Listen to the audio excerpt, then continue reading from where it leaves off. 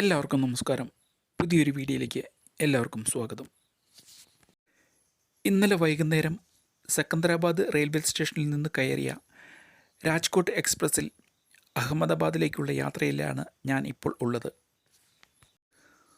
സമയം ഏകദേശം രാവിലെ 8 മണി കഴിഞ്ഞിട്ടുണ്ടാവാം. ട്രെയിൻ ഇപ്പോൾ പോകുന്നത് ഗുജറാത്തിലൂടെയാണ്.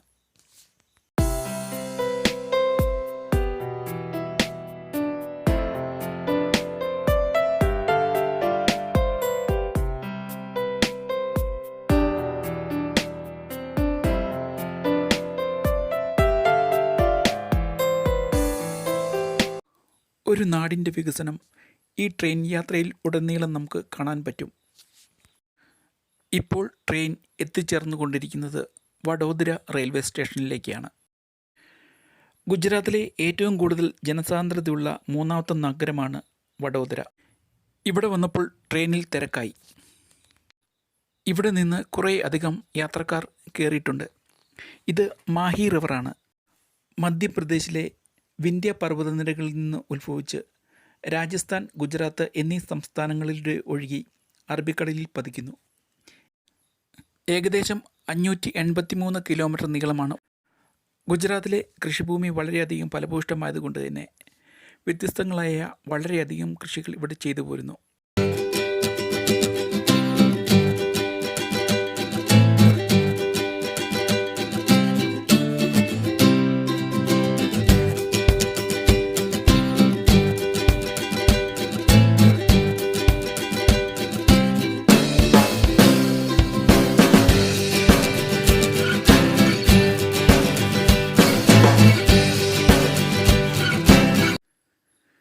ഇതൊരു കണ്ടെയ്നർ യാർഡാണ്.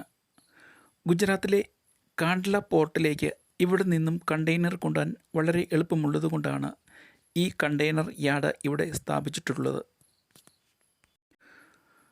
ധാരാളം ഫ്ലൈ ഓവറുകൾ തലങ്ങും വിലങ്ങും നിർമ്മിച്ചിരിക്കുന്ന നമുക്കിവിടെ കാണാം. അതോടൊപ്പം വിശാലമായ കൃഷിഭൂമിയും നമുക്കിവിടെ നിന്ന് കാണാം. ഗുജറാത്തിൽ പ്രധാനമായും കൃഷി ചെയ്യുന്നത് ഗോതമ്പും നെല്ലും കരിമ്പും ഉരുളക്കിഴങ്ങും വ്യത്യസ്ത ഇനത്തിൽപ്പെട്ട പയറുവർഗ്ഗങ്ങളും ഒക്കെയാണ്.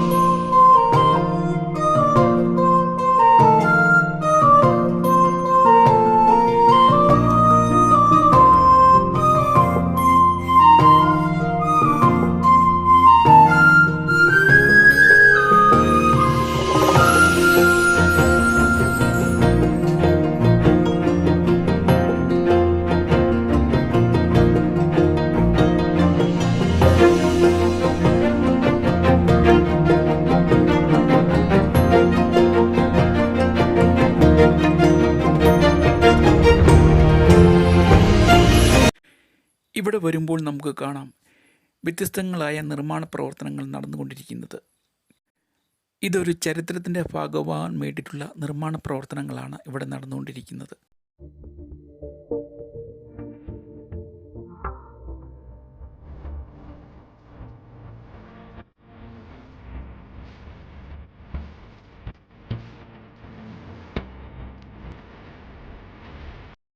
ഇത് ആനന്ദ് ജംഗ്ഷൻ.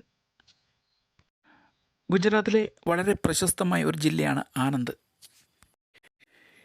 ഇന്ത്യയിലെ ധവള വിപ്ലവത്തിൻ്റെ തൊട്ടിലായും അമൂൽ ഡയറിയുടെ ആസ്ഥാനമായും എന്ന ഈ നഗരം ലോകമെമ്പാടും അറിയപ്പെടുന്നു.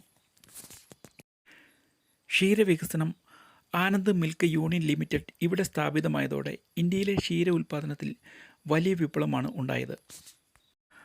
അമൂലിൻ്റെ വിജയശില്പി മലയാളിയായ ഡോക്ടർ വർഗീസ് കുര്യനാണ്. ധാരാളം ക്ഷീരകർഷകർ ഉള്ള ഒരു സംസ്ഥാനം കൂടിയാണ് ഗുജറാത്ത്. പ്രധാന കൃഷിക്ക് പുറമെ വളരെയധികം സ്ഥലത്ത് തീറ്റപ്പുൽ കൃഷിയും ചെയ്തു വരുന്നു ഇവിടെ.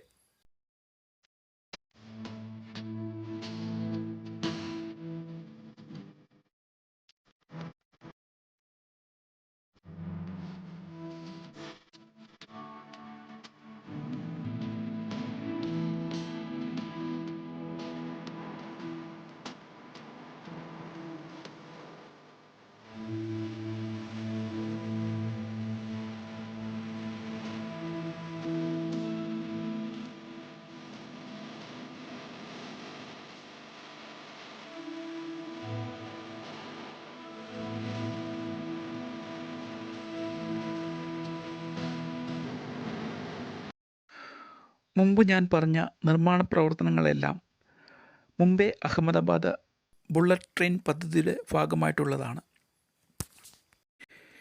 ഇന്ത്യയിലെ ആദ്യത്തെ അതിവേഗ റെയിൽവേ ഇടനാഴിയാണ് ഇത്. 2027 പൂർണ്ണമായും പ്രവർത്തനക്ഷമമാക്കാനാണ് ലക്ഷ്യമിടുന്നത്. ഏകദേശം വൈകുന്നേരത്തോടു കൂടി അഹമ്മദാബാദ് റെയിൽവേ സ്റ്റേഷനിൽ എത്തിച്ചേർന്നു. അഹമ്മദാബാദിലെ ബുള്ളറ്റ് ട്രെയിൻ സ്റ്റേഷൻ ഇവിടെയാണ് നിർമ്മിക്കുന്നത്. അതുകൊണ്ട് വളരെ അധികം റെസ്ട്രിക്ഷനാണ് ഇവിടെയുള്ളത്. ഇതാണ് ഗുജറാത്തി ഫുഡ്. ചപ്പാത്തിയും വെളുത്ത ചോറും ദാലും ഒനിയൻ കട്ട് ചെയ്തും ഒക്കെയാണ് ഇവിടുത്തെ ഭക്ഷണം. ഫുഡ് കഴിച്ചതിന് ശേഷം ഒരു നഗരപ്രദക്ഷിണം നടത്താൻ തീരുമാനിച്ചു ഓട്ടോയിൽ. നമ്മൾ ബാംഗ്ലൂരിൽ കാണാറുള്ളതുപോലെ ഇവിടെയും CNG ഓട്ടോയാണ് ഉള്ളത്.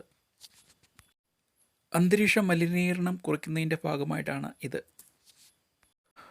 മുംബൈ അഹമ്മദാബാദ് ബുള്ളറ്റ് ട്രെയിൻ പദ്ധതിയെക്കുറിച്ച് പറയുകയാണെങ്കിൽ 2027 ബുള്ളറ്റ് ട്രെയിൻ പദ്ധതി പണി പൂർത്തീകരിക്കുമ്പോൾ ആദരണീയനായ ഇന്ത്യൻ പ്രധാനമന്ത്രി ശ്രീ നരേന്ദ്രമോദി ഇത് നാടിനു വേണ്ടി സമർപ്പിക്കും. 508 കിലോമീറ്റർ ദൂരം കേവലം 2 മണിക്കൂർ 17 മിനിറ്റിനുള്ളിൽ പിന്നിടാൻ ലക്ഷ്യമിടുന്ന ഈ പാതയിൽ 12 സ്റ്റേഷനുകളാണ് ഉള്ളത്. ജപ്പാനീസ് സാങ്കേതികവിദ്യ ഉപയോഗിക്കുന്ന ട്രെയിന് മണിക്കൂറിൽ 320 കിലോമീറ്റർ വേഗത്തിൽ സഞ്ചരിക്കും. അഹമ്മദാബാദ് നഗരത്തെക്കുറിച്ച് പറയുകയാണെങ്കിൽ സുൽത്താൻ അഹമ്മദ് ഷാ 1411 സ്ഥാപിച്ചതാണ് ഈ നഗരം. ഇന്ന് ഈ നഗരം ഗുജറാത്തിലെ ഏറ്റവും വലിയ നഗരമാണ്. ഈ നഗരത്തിലൂടെ സബർമതി നദി ഒഴുകുന്നു. ആ നദിയുടെ തീരത്താണ് ഗാന്ധിജിയുടെ ആശ്രമം സ്ഥിതി ചെയ്യുന്നത്. ചരിത്രവും ആധുനികതയും ഒത്തുചേർന്ന ഇന്ത്യയിലെ 7ാമത്തെ വലിയ നഗരമാണ് അഹമ്മദാബാദ്. ഇന്ന് ഈ നഗരത്തിൽ ഏകദേശം 70 ലക്ഷത്തിൽ പരം ജനങ്ങൾ ജീവിക്കുന്നുണ്ട്. ഏതൊരു നഗരത്തിലും ഉള്ളതുപോലെയുള്ള ട്രാഫിക് ജാമും ഈ നഗരത്തിലുമുണ്ട്. വസ്ത്രനിർമ്മാണ വ്യവസായത്തിന് പേരുകേട്ട നഗരമാണ് അഹമ്മദാബാദ്. അതുകൊണ്ട് ഈ നഗരത്തെ മാഞ്ചസ്റ്റർ ഓഫ് ഇന്ത്യ എന്ന് വിളിക്കുന്നു. അഹമ്മദാബാദ് എന്ന ഈ വലിയ നഗരം ഗുജറാത്തിലെ പ്രധാനപ്പെട്ട സാമ്പത്തിക വിദ്യാഭ്യാസ സാംസ്കാരിക കേന്ദ്രമായിട്ട് മാറിയിട്ടുണ്ട്.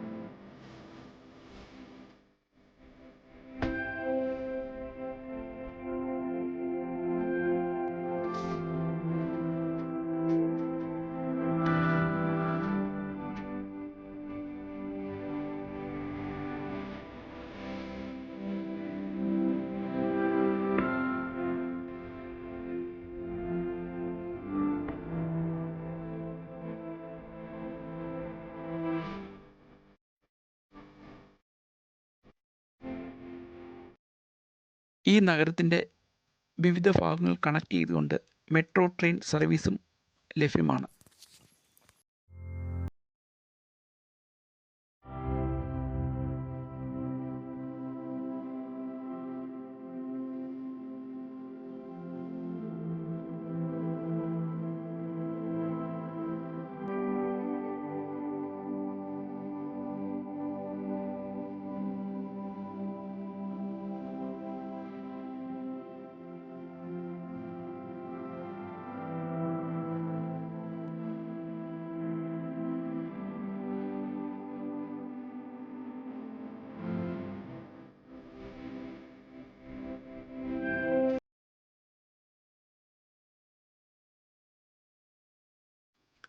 Thank you for watching.